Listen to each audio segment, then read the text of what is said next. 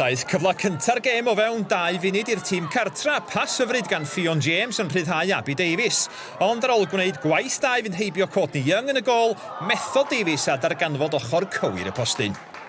Roedd Llansawel wedi methu a sgorio ni 2 gêm flaenorol, ond llwyddodd Alexi Clayton i roi'r tîm oddi cartra ar y blaen wedi hanner awr y chwarae, gyda Gergyd yn nerthol heibio'r golwr Holly Williams.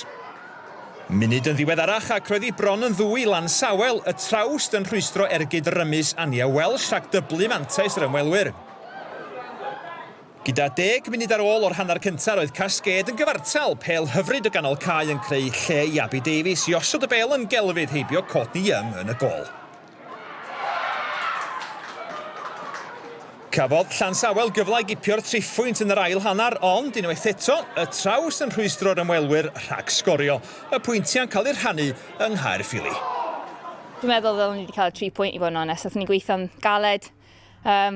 Gol athyn ni, gol yn erbyn ni'n quite scruffy really. So, ddylwn ni wedi cael 3 pwynt, dwi'n meddwl. I think we've done enough to win the game. And we came here to win the game, and we were really honest about that at the start. We kept them penned in for large periods of the second half, which we aim to do, and we at the bar twice within the game. So I think that for us, happy with the performance because it's another good one for us, and we've built on performances recently a lot, put in some really, really good performances, and today was another one.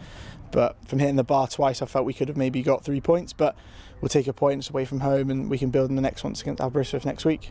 I think it's a fair result. I have come away a little bit disappointed today because I thought my girls' effort, they were superb in fairness. Massive improvements from last week. It was a tough game against Met. Minor miracles to take points off them.